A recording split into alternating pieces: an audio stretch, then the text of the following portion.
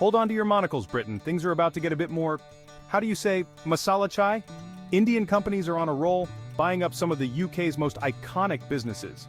Remember when you colonized India? Yeah, about that. This isn't just about curry conquering crumpets, it's a sign of the times. India's economy is booming, and its companies are hungry for growth. They're eyeing the UK with its stable economy, skilled workforce, and, let's be honest, weakened pound, as a prime target. Now before you start picturing Big Ben draped in a sari, let's be clear, this isn't a hostile takeover. It's more like a friendly merger with both sides hoping to benefit. But it does raise some interesting questions about the shifting balance of global power. So buckle up, Buttercup. We're diving deep into the world of Indo-British business deals, where fortunes are made, jobs are created, and maybe, just maybe, a few cultural barriers are broken down along the way. Let's talk about who's buying what. Indian companies aren't just nibbling at the edges, they're going for the big fish. Take Tata Steel, for example. In 2007, they bought Chorus, a steel giant that was once bigger than Tata itself. Talk about a role reversal, and it's not just steel. Indian companies are snapping up businesses in everything from IT to automotive to pharmaceuticals, Infosys, Wipro, Mahindra, and Mahindra. These Indian powerhouses are becoming household names in the UK, and they're not stopping anytime soon. Remember Jaguar and Land Rover? Those quintessentially British brands are now owned by Tata Motors. Even Tetley Tea, the beverage that fueled the British Empire, is now brewed by Tata Global Beverages. It's enough to make a beefeater blush. The point is, this isn't a few isolated incidents, it's a full-blown trend, and it's showing no signs of slowing down. Now you might be wondering why Britain, why not say Germany or France? Well, there are a few reasons why the UK is particularly attractive to Indian investors.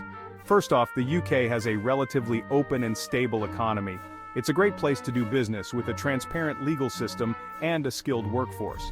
Plus, English is the language of business, which makes things a lot easier for Indian companies. Secondly, Brexit has made the UK a more affordable shopping destination. The pound took a nosedive after the referendum, making British assets cheaper for foreign buyers. Thanks, Brexit. Finally, there's a historical connection between India and the UK. They were once part of the same empire, which means there are still strong cultural and economic ties. This makes it easier for Indian companies to navigate the British business landscape. Two economies intertwined, analyzing the impacts of Indo-British deals. So, what does all this mean for India and the UK? Well, it's a mixed bag. On the one hand, these acquisitions are injecting much-needed capital into the UK economy. They're also creating jobs and boosting exports.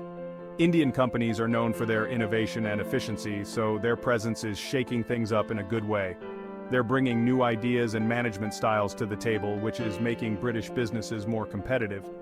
On the other hand, some people worry about the loss of British control over key industries. There's also the concern that these acquisitions could lead to job losses in the long run, as Indian companies look to cut costs.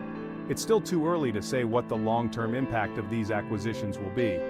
But one thing's for sure, the relationship between India and the UK is changing, and it's something worth paying attention to. A brave new world, the future of Indo-British business relations. So, what does the future hold for India and the UK?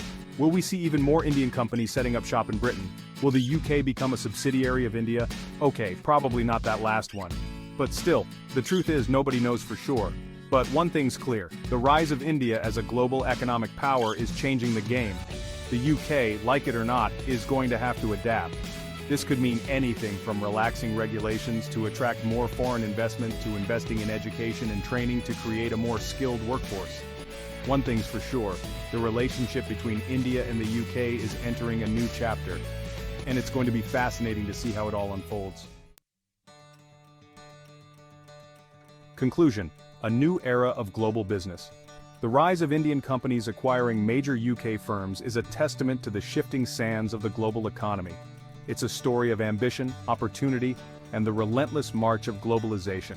While some may view this trend with apprehension, it's important to remember that the world of business is rarely black and white.